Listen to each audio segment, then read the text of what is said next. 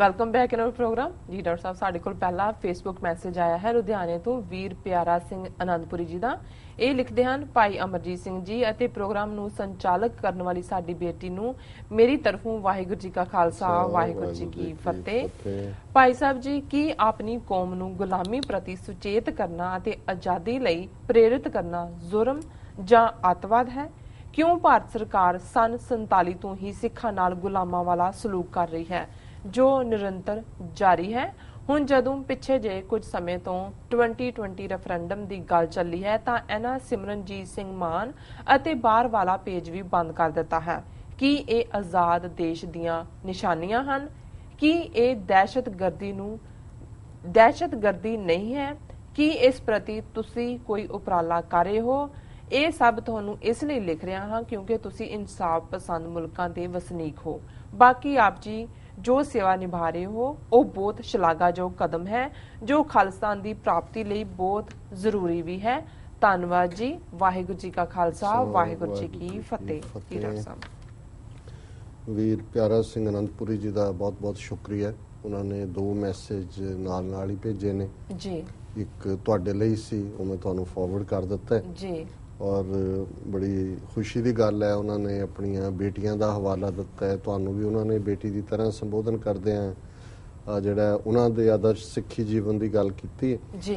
ਤੇ ਉਹ ਕਿਉਂਕਿ ਪਰਸਨਲ ਹੈ, ਮੈਂ ਤੁਹਾਨੂੰ ਹੀ ਦਿੱਤੀ ਹੈ। ਔਰ ਇਹ ਜਿਹੜੀ ਲਿਖਤ ਹੈ ਉਹਨਾਂ ਦੀ, ਉਹਦੇ 'ਚ ਉਹਨਾਂ ਨੇ ਬਿਗਨਿੰਗ 'ਚ ਸ਼ੁਰੂਆਤੀ ਦੌਰ 'ਚ ਤਾਰੀਫ ਕੀਤੀ ਹੈ ਕਿ ਅਸੀਂ TV 84 ਦੀ ਸਾਰੀ ਟੀਮ ਜੀ। ਔਰ ਮੈਂ ਸਮਝਦਾ ਵੀ ਇਹਦੇ 'ਚ ਕੋਈ ਸ਼ੱਕ ਨਹੀਂ ਹੈ ਕਿ ਵੀ ਬੇਸ਼ੱਕ ਫਰੰਟ ਫੇਸ ਦਾ ਸਾਹਮਣੇ ਕਿਸੇ ਦਾ ਹੁੰਦਾ ਹੈ, ਲੇਕਿਨ ਉਸ ਦੇ ਪਿੱਛੇ ਕਿੰਨਾ ਕੁਝ ਹੁੰਦਾ ਹੈ, ਕਿੰਨਿਆਂ ਦੀ ਸ਼ਿੱਦਤ ਦੇ ਨਾਲ ਲਗਾਤਾਰਤਾ ਦੇ ਨਾਲ ਕੀਤਾ ਕੰਮ ਹੁੰਦਾ ਹੈ। ਔਰ ਬਹੁਤ ਵਾਰੀ ਉਹਨਾਂ ਦੀ ਕੋਈ ਰੈਕਗਨੀਸ਼ਨ ਨਹੀਂ ਹੁੰਦੀ।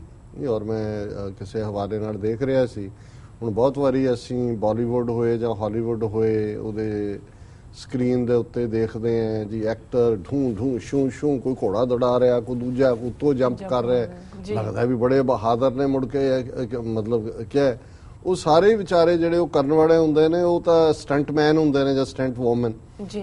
ਔਰ ਇਸੇ ਹੀ ਹਵਾਲੇ ਨਾਲ ਅੱਜ ਮੈਂ ਕੋਈ ਸਟੋਰੀ ਸ਼ਾਇਦ BBC ਦੀ ਸਰਵਿਸ ਤੇ ਸੀ ਕਿਸੇ ਤੇ, ਕਿ ਜਿਹੜੀ ਇੱਕ ਸਟੰਟ ਵੂਮਨ ਰਹੀ ਜਿਹਨੇ ਟਾਂਗਾ ਦੌੜਾਇਆ ਪਤਾ ਨਹੀਂ ਕਿੰਨੀ ਸਪੀਡ ਤੇ, ਕਿੰਨੀ ਪਹਾੜੀ ਤੋਂ ਰਹੀ, ਪਹਿਲੀ ਸਟੰਟ ਵੂਮਨ ਫਿਲਮ ਇੰਡਸਟਰੀ 'ਚ, ਉਹਦਾ ਰੇਸ਼ਮਾ ਜਾਂ ਕੀ ਨਾਂ ਸੀ, ਮੁਸਲਮਾਨ ਔਰਤ। ਉਹਨੇ ਦੱਸਿਆ, ਉਹਨੇ ਕਿਹਾ ਕਿ ਜੀ ਮੈਂ ਫਲਾਂ ਜਿਹੜਾ ਉਹ ਸਾਰੇ ਰੋਲ ਮੈਂ ਕੀਤੇ ਹੋਏ ਨੇ, ਤੇ ਇਮੇਜ ਅੱਗੋਂ ਦੂਜੇ ਦਾ ਆ ਜਾਂਦਾ ਜੀ। ਸੋ ਵਿਕਦੇ ਉਹ ਨੇ, ਉਹਨਾਂ ਜਿਹੜੇ ਐਕਟਰ ਐਕਟਰੈਸਿਸ ਨੇ ਕਰੋੜਾਂ 'ਚ ਸੌਦੇ ਹੁੰਦੇ ਨੇ।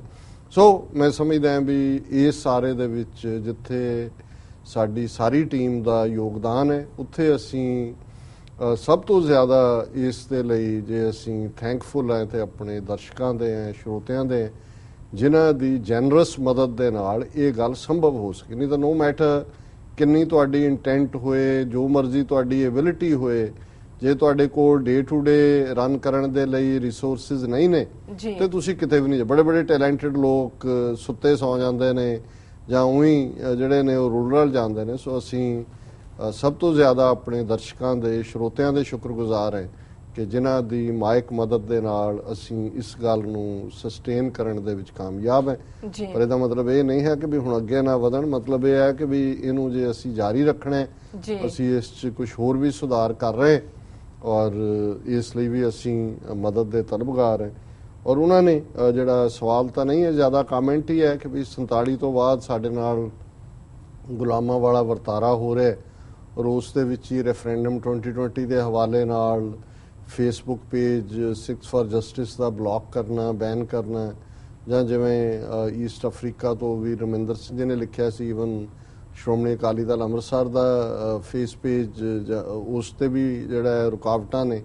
ਹੋਰ ਵੀ ਅਸੀਂ ਐਕਸਪੈਕਟ ਕਰਦੇ ਹਾਂ ਕਿ ਵੀ ਜਿਹੜੀਆਂ ਹੋਰ ਵੀ ਕੰਮ ਕਰਨ ਵਾਲੀਆਂ ਸਿੱਖ ਆਰਗੇਨਾਈਜੇਸ਼ਨਸ ਨੇ, ਕਿਉਂਕਿ ਜਿਸ ਕਿਸਮ ਦੀਆਂ ਸਟੋਰੀਜ਼ ਪਲਾਂਟ ਕੀਤੀਆਂ ਜਾ ਰਹੀਆਂ ਜੀ, ਜਿਵੇਂ ਇੱਕ ਸਟੋਰੀ 3-4 ਦਿਨ ਪਹਿਲਾਂ ਹਿੰਦੁਸਤਾਨ ਟਾਈਮਸ ਸੀ, ਮੈਂ ਕਿਹਾ ਸ਼ਾਇਦ ਉਹ ਕਿਸੇ ਓਵਰ ਜ਼ੈਲਸ ਕੋਰਸਪੋਂਡੈਂਟ ਨੇ ਕੀਤੀ ਹੈ, ਪਰ ਕੱਲ੍ਹ ਹੀ ਉਹਦੀ ਟ੍ਰਿਬਿਊਨ ਦੇ ਵਿੱਚ ਵੀ ਉਹ ਸਟੋਰੀ ਹੈ। ਔਰ ਉਹ ਹੈ ਕਿ ਜੀ ਬਾਹਰਲੇ ਦੇਸ਼ਾਂ 'ਚ ਖਾਲਿਸਤਾਨ ਦੀ ਜਿਹੜੀ ਗੱਲ ਹੈ ਉਹ ਬਹੁਤ ਤੇਜ਼ੀ ਦੇ ਨਾਲ ਅੱਗੇ ਆ ਗਈ, ਯੰਗਸਟਰ ਆ ਰਹੇ ਨੇ, ਅਮਰੀਕਾ 'ਚ ਸੈਨ ਫਰਾਂਸਿਸਕੋ 'ਚ ਇਹ ਹੋਇਆ, ਨਿਊਯਾਰਕ ਵਾਸ਼ਿੰਗਟਨ 'ਚ ਇਹ ਹੋਇਆ, ਫਰੈਂਕਫਰਟ ਇਹ ਹੋਇਆ, ਪੈਰਿਸ ਇਹ ਹੋਇਆ, ਲੰਡਨ ਇਹ ਹੋਇਆ, ਕੈਨੇਡਾ 'ਚ ਇੰਨੇ ਪ੍ਰੋਟੈਸਟ ਹੋਏ ਜਾਂ ਦੂਸਰਾ ਬੜੇ ਵੇਰਵੇ ਨੇ। ਔਰ ਉਹਦੇ 'ਚ ਜਿਹੜੀ ਉਹਨਾਂ ਦੀ ਖਾਸ ਤੌਰ ਤੇ ਈਵਨ ਇੰਡੀਵਿਜੂਅਲ ਨੇਮ ਨਾਂ ਲੈ ਕੇ ਵੀ ਜੀ ਫਲਾਣੀ ਥਾਂ ਜਿਹੜਾ ਉਹਨੇ ਪੁਨੀਤ ਕੌਰ ਨੇ ਜਿਹੜਾ ਲੈਕਚਰ ਕੀਤਾ ਖਾਲਿਸਤਾਨ, ਬਹੁਤ ਖਤਰਨਾਕ। ਉਹ ਪਹਿਲਾਂ ਹਿੰਦੁਸਤਾਨ ਟਾਈਮਜ਼ ਦੀ ਸਟੋਰੀ ਸੀ, ਟ੍ਰਿਬਿਊਨ 'ਚ ਵੀ ਹੈ। ਸੋ ਉਹਦੇ ਤੋਂ ਮੈਨੂੰ ਲੱਗਾ ਵੀ ਇਹ ਉਹੀ ਬੰਚ ਆਫ ਕ੍ਰੁਕਸ ਜਿਹੜੇ ਇੰਟੈਲੀਜੈਂਸ ਆਪਰੇਟਿਵ ਨੇ ਉਹ ਬੈਠੇ ਹੋਏ ਨੇ ਔਰ ਉਹ ਹੁਣ ਇੱਕ ਦਹਿਸ਼ਤ ਦਾ ਮਾਹੌਲ ਪੈਦਾ ਕਰ ਰਹੇ ਨੇ। ਉਹਨਾਂ ਨੇ ਪੰਜਾਬ ਦੇ ਵਿੱਚ ਵੀ ਉਹ ਮਾਹੌਲ ਪੈਦਾ ਕੀਤਾ। ਜੇ ਭੁੱਲਰ ਜਿਸ ਹਾਲੇ ਤੁਸੀਂ ਉਹਦੀਆਂ ਤਸਵੀਰਾਂ ਦੇਖਦੇ ਹੋ, ਉਹ ਵਿਚਾਰਾ ਉਹਨੂੰ ਪਤਾ ਹੀ ਨਹੀਂ ਹੈ ਵੀ ਆਲਾ ਦੁਆਲਾ ਕੀ ਹੈ।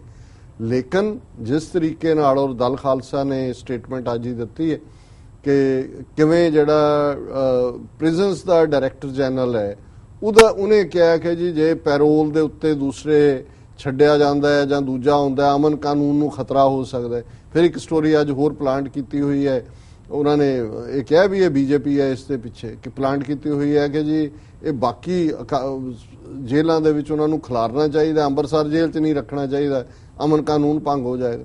ਸੋ ਅਸੀਂ ਸਮਝਦੇ ਹਾਂ ਵੀ ਇਹ ਸਾਰੇ ਹੀ ਜਿਹੜਾ ਹੁਣ ਇਸ ਵੇਲੇ ਇਹਨਾਂ ਦਾ, ਕਿਉਂਕਿ 31st ਐਨੀਵਰਸਰੀ ਦੇ ਮੌਕੇ, ਦੁਖਦ ਯਾਦ ਦੇ ਮੌਕੇ ਜਿਸ ਤਰੀਕੇ ਦੇ ਨਾਲ ਇੱਕ ਉਭਾਰ ਆਇਆ ਜੀ, ਉਹਨੂੰ ਉਹਨਾਂ ਨੇ ਕਾਊਂਟਰ ਕਰਨ ਲਈ ਪਹਿਲਾਂ ਤਾਂ ਇਹ ਹੈ ਕਿ ਜੀ ਯੰਗ ਬੱਚਿਆਂ ਦੇ ਜਿਹੜੇ ਨੇ ਉਹ ਬ੍ਰੇਨ ਵਾਸ਼ ਕਰ ਰਹੇ ਨੇ, ਦਿਮਾਗ ਕਰ ਰਹੇ ਨੇ। ਉਧਰ ਉਹਨਾਂ ਨੇ ਫੇਸਬੁੱਕ ਔਰ ਦੂਸਰਿਆਂ ਤੀਸਰਿਆਂ ਦੇ ਉੱਤੇ ਪਾਬੰਦੀ ਦੀ ਲਾਈਨ।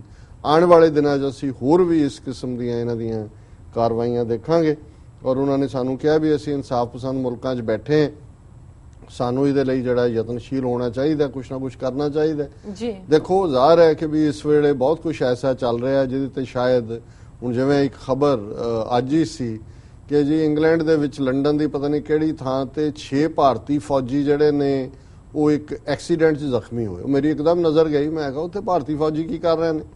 ਔਰ ਉਸ ਗੱਲ ਸਾਹਮਣੇ ਆਈ ਕਿ ਕੋਈ ਉੱਥੇ ਜਿਹੜੀ ਹੈ ਗੜਵਾਲ ਕੇ ਕਿਹੜੀ ਉਹਨਾਂ ਦੀ ਕਿੰਨੇ ਸੌ ਜਵਾਨ ਉੱਥੇ ਕੋਈ ਜੁਆਇੰਟ ਐਕਸਰਸਾਈਜ਼ ਕਰ ਰਹੇ ਨੇ ਇੰਗਲੈਂਡ ਦੇ ਨਾਲ ਔਰ ਉਹਦੇ 'ਚ ਜਿਹੜੀ ਇੱਕ ਗੱਡੀ ਦਾ ਐਕਸੀਡੈਂਟ ਹੋਇਆ ਔਰ ਉਹਦੀ ਇਨਕੁਆਇਰੀ ਹੋ ਰਹੀ ਹੈ। ਹੁਣ ਇਹਦੀ ਕੋਈ ਪਹਿਲਾਂ ਖਬਰ ਨਹੀਂ ਸੀ।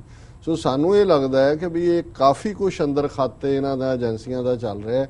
ਜੇ ਮਾਰਗਰੇਟ ਥੈਚਰ ਦੀ ਇੰਦਰਾ ਗਾਂਧੀ ਮਦਦ ਮੰਗ ਸਕਦੀ ਹੈ ਫਰਵਰੀ 1984 ਔਰ ਉਹਨਾਂ ਦੇ ਇੰਟੈਲੀਜੈਂਸ ਦਾ ਬੰਦਾ ਉੱਥੇ ਰੈਕੀ ਕਰਨ ਦਰਬਾਰ ਸਾਹਿਬ ਔਰ ਕਿਵੇਂ ਹਮਲਾ ਕਰਨ ਉਹ ਸੁਝਾ ਸਕਦਾ ਤੇ ਅੱਜ ਜੇ ਇੰਗਲੈਂਡ ਦੇ ਵਿੱਚ ਸੈਂਕੜਿਆਂ ਭਾਰਤੀ ਫੌਜੀ ਉੱਥੇ ਉਹ ਮਾਤਾ ਮਨਸਾ ਦੇਵੀ ਦਾ ਮੰਦਿਰ ਹੈ ਜਿੱਥੇ ਪੂਜਾ ਕਰਨ ਆਏ ਨੇ। ਸੋ ਜ਼ਾਹਰ ਹੈ ਕਿ ਵੀ ਇਹ ਜਿਹੜਾ ਇਹਨਾਂ ਦਾ ਇਸ ਵੇਲੇ ਏਜੰਸੀਆਂ ਦਾ ਨੈਟਵਰਕ ਹੈ, ਉੱਥੋਂ ਹੋਏ ਇੱਥੇ ਹੋਏ, ਇਹ ਕੁਛ ਨਾ ਕੁਛ ਐਸਾ ਜਿਹੜਾ ਉਹ ਚੱਲ ਰਿਹਾ ਅੰਦਰ ਕਿ ਵੀ ਅਸੀਂ ਤਾਂ ਇੰਨਾ ਕੀ ਕਰ ਸਕਦੇ ਹਾਂ ਕਿ ਭਾਈ ਜਿੰਨੀ ਸਾਡੇ 'ਚ ਹਿੰਮਤ ਹੈ, ਸੱਚ ਹੱਕ ਇਨਸਾਫ ਦੀ ਆਵਾਜ਼ ਅਸੀਂ ਬੁਲੰਦ ਰੱਖਾਂਗੇ ਜੀ। ਔਰ ਬੇਸ਼ੱਕ ਇੱਥੇ ਬਾਕੀ ਵੀ ਜਿਹੜੇ ਸਾਡੇ ਵੀਰ ਭੈਣਾਂ ਕੰਮ ਕਰਦੇ ਨੇ ਉਹ ਇਸ ਦੇ ਲਈ ਆਪਣੇ ਯਤਨਸ਼ੀਲ ਨੇ, ਪਰ ਮਾਹੌਲ ਇਹਨਾਂ ਮੁਲਕਾਂ ਦਾ ਵੀ ਜਿਸ ਤਰੀਕੇ ਨਾਲ ਇੰਡੀਆ ਨੇ ਉਹਨਾਂ ਨੂੰ ਜਿਹੜਾ ਹੈ ਉਹ ਇੱਕ ਸਮੋਕ ਸਕਰੀਨ ਕ੍ਰੀਏਟ ਕਰਕੇ ਇਹਨਾਂ ਨੂੰ ਵਰਗਲਾਇਆ ਜਾਂ ਇਹਨਾਂ ਨੂੰ ਗਲਤ ਜਾਣਕਾਰੀ ਦਿੱਤੀ ਹੈ।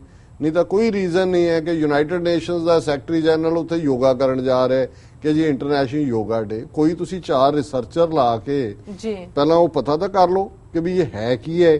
ਉਹਨੂੰ ਚੰਗਾ ਲੱਗਾ ਕਿ ਕਰਨਾਟਕਾ 'ਚ ਕਾਂਗਰਸ ਦੀ ਸਰਕਾਰ ਹੈ, ਉਹਦਾ ਇੱਕ ਮਿਨਿਸਟਰ ਨੇ ਅੱਜ ਕਿਹਾ, ਉਹਨੇ ਕਿਹਾ ਇਹ ਯੋਗਾ ਵਿਹਲੜ ਤੇ ਲੇਜ਼ੀ ਲੋਕਾਂ ਦਾ ਕੰਮ ਹੈ। ਉਹਨੇ ਕਿਹਾ ਜਿਹੜੇ ਕੰਮ ਕਰਨ ਵਾਲੇ ਨੇ ਉਹ ਤਾਂ ਉਹਨਾਂ ਨੂੰ ਲੋੜ ਹੀ ਨਹੀਂ। ਉਹਨੇ ਕਿਹਾ ਅਮੀਰ, ਹਾਂ ਉਹਨੇ ਕਿਹਾ ਇਹ ਧਨਵਾਨ ਔਰ ਲੇਜ਼ੀ ਉਹਨਾਂ ਲੋਕਾਂ ਦੇ ਲਈ ਹੈ। ਸੋ ਇਹਦਾ ਇੱਕ ਮਤਲਬ ਕਿਵੇਂ ਹਿੰਦੂਤਵਾ ਦਾ ਇੱਕ ਪ੍ਰੋਪੇਗੈਂਡੇ ਦਾ ਇੱਕ ਉਹਨਾਂ ਨੇ ਵੈਪਨ ਬਣਾਇਆ, ਪਰ ਇਹਦੇ 'ਚ ਤੁਸੀਂ ਉਹਨਾਂ ਨੂੰ ਇਹ ਗੱਲ ਕਹਿਣੀ ਪਏਗੀ ਕਿ ਮੋਦੀ ਨੇ ਆਪਣੇ ਪ੍ਰੋਪੇਗੈਂਡਾ ਤੰਤਰ ਰਾਹੀਂ ਜਿਸ ਤਰੀਕੇ ਦਾ ਪ੍ਰਚਾਰ ਚਾਰਜ ਫਿਰੇ ਕਰਵਾਇਆ ਔਰ ਜਿਵੇਂ ਉਹਨੂੰ ਪੁਸ਼ ਕਰ ਰਹੇ ਨੇ, ਔਰ ਜਿਵੇਂ ਇਸ ਹਵਾਲੇ ਨਾਲ ਹੀ ਸਾਡੇ ਟੈਕਨੀਕਲ ਟੀਮ ਦੇ ਮੈਂਬਰ ਦੱਸ ਰਹੇ ਸੀ ਕਿ ਇੱਕ ਉਹ ਦਿੱਲੀ ਦੇ ਵਿੱਚ RSS ਦਾ ਏਜੰਟ ਬੜਾ ਖੁੱਲਾ ਦਾੜਾ ਤੇ ਉਹਨੂੰ ਕਰਵਾ ਕੇ ਇੱਕ 8-9 ਮਿੰਟ ਦੇ ਉਹਨਾਂ ਨੇ ਵੀਡੀਓ ਭਰਵਾਈ ਹੋਈ ਹੈ ਕਿ ਜੀ ਖਾਲਿਸਤਾਨ ਬਣੇਗਾ, ਬਾਹਰਲੇ ਗੁਰਦੁਆਰਿਆਂ ਦਾ ਕੀ ਬਣੇਗਾ, ਸਾਡਾ ਹਿੰਦੁਸਤਾਨ ਦੇਸ਼ ਹੈ, ਅਸੀਂ ਲੜਾ ਮਰਾਂਗੇ। ਤੇ ਉਹ ਮੈਨੂੰ ਕਹਿਣ ਲੱਗੇ ਜੀ ਜਿਸ ਤੇਜ਼ੀ ਨਾਲ, ਕਹਿੰਦਾ ਵੀ ਪਹਿਲਾਂ ਤਾਂ ਮੈਨੂੰ ਵੀ ਲੱਗਿਆ ਵੀ ਐਵੇਂ ਕੋਈ ਕਮਲੇ ਜਿਹੇ ਨੇ ਆਪਣਾ ਕਮਲ ਕੁੱਟਿਆ, ਪਰ ਉਹ ਕਹਿੰਦੇ ਜੀ ਜਿਸ ਤਰੀਕੇ ਨਾਲ ਉਹ 4 ਚੁਫੇਰੇ ਉਹਨੂੰ ਵਾਇਰਲ ਸਪਰੈਡ ਕੀਤਾ ਜਿਹਦੇ 'ਚ WhatsApp ਤੋਂ ਲੈ ਕੇ ਦੂਜੇ ਪਾਸੇ, ਕਿਉਂਕਿ ਸਾਰਾ ਪੇਡ ਪਾਰਟ ਹੁੰਦਾ ਵੀ ਤੁਸੀਂ ਕਿੰਨੀਆਂ, ਕਹਿੰਦੇ ਵੀ ਉਹ ਤੋਂ ਮੈਨੂੰ ਲੱਗਾ ਵੀ ਕੰਮ RSS ਦਾ। ਮੈਂ ਕਿਹਾ ਜੀ ਅਜੇ ਤਾਂ ਇੱਕ ਜਮੂਰਾ ਕੱਢਿਆ ਉਹਨਾਂ ਨੇ, ਆਉਣ ਵਾਲੇ ਦਿਨਾਂ 'ਚ ਹੋਰ ਕਈ ਜਮੂਰੇ ਇਦਾਂ ਦੇ ਆਣਗੇ, ਲਿਆਂਦੇ ਜਾਣਗੇ। ਔਰ ਸਾਡੇ ਸੱਜਣ ਜਿਹੜੇ ਟੈਕਨੀਕਲ ਟੀਮ ਨੇ ਉਹਨਾਂ ਨੇ ਕਿਹਾ ਜੀ ਮੈਂ ਤਾਂ ਪਾਤਾ ਸੁਨੇਹਾ ਉਹਦੇ ਤੇ। ਮੈਂ ਕਿਹਾ ਕਿ ਵੀ ਜੀ ਠੀਕ ਹੈ, ਇਹ ਵੀ ਇਸ ਲਈ ਨਹੀਂ ਖਾਲਿਸਤਾਨ ਚਾਹੁੰਦੇ ਵੀ ਇਹ ਜਿਹੜੇ ਮਾਨਸਾ ਦੇਵੀ, ਵੈਸ਼ਨੋ ਦੇਵੀ, ਕਾਲੀ ਦੇਵੀ ਮੰਦਿਰ ਵੀ ਇਹਨਾਂ ਨੂੰ ਉੱਥੋਂ ਦਾ ਵੀਜ਼ਾ ਲੈਣਾ ਪਏਗਾ। ਇਹਨਾਂ ਨੂੰ ਇਹ ਫਿਕਰ ਨਹੀਂ ਹੈ ਜੇ ਕਿ ਸਿੱਖ ਪਟਨਾ ਸਾਹਿਬ, ਹਜ਼ੂਰ ਸਾਹਿਬ, ਦੂਜੇ ਤੀਜੇ ਕਿਵੇਂ ਵੀਜ਼ਾ ਲੈਣਗੇ। ਸੋ ਮੈਂ ਕਿਹਾ ਜੀ ਇਹਨੂੰ ਕਹਿੰਦੇ ਨੇ ਵੀ ਰਿਡੀਕਿਊਲ ਇਸ ਦਾ ਬੈਸਟ ਵੇ, ਕਿ ਵੀ ਹਰ ਚੀਜ਼ ਨੂੰ ਤੁਸੀਂ ਉਹਨਾਂ ਦਾ ਜਿਹੜਾ ਉਹਨਾਂ ਨੂੰ ਮਜ਼ਾਕ ਚੁੜਾ ਦਿਓ। ਔਰ ਇਹ ਆਉਣ ਵਾਲੇ ਦਿਨਾਂ 'ਚ ਵੀ ਇਸ ਕਿਸਮ ਦਾ ਹੋਏਗਾ। ਸੋ ਇਹਨਾਂ ਦਾ ਵੀਰ ਪਿਆਰਾ ਸਿੰਘ ਆਨੰਦਪੁਰੀ ਜੀ ਦਾ, ਆਨੰਦਪੁਰ, ਅਸੀਂ ਸਾਰੇ ਆਨੰਦਪੁਰ ਦੇ ਵਾਸੀ ਹਾਂ ਪਰ ਇਹ ਹੁਣ ਖਾਸ ਆਨੰਦਪੁਰੀ ਨੇ ਜੀ, ਇਹਨਾਂ ਦਾ ਸ਼ੁਕਰੀਆ ਉਹਨਾਂ ਨੇ ਸਾਨੂੰ ਲਿਖਿਆ ਜੀ। ਡਾਕਟਰ ਸਾਹਿਬ ਨਾਲ ਲੈਣੇ ਬ੍ਰੇਕ। ਵਿਊਅਰਸ ਤੁਸੀਂ ਕਿਤੇ ਨਹੀਂ ਜਾਣਾ, ਮਿਲਦੇ ਹਾਂ ਛੋਟੇ ਬ੍ਰੇਕ ਤੋਂ ਬਾਅਦ।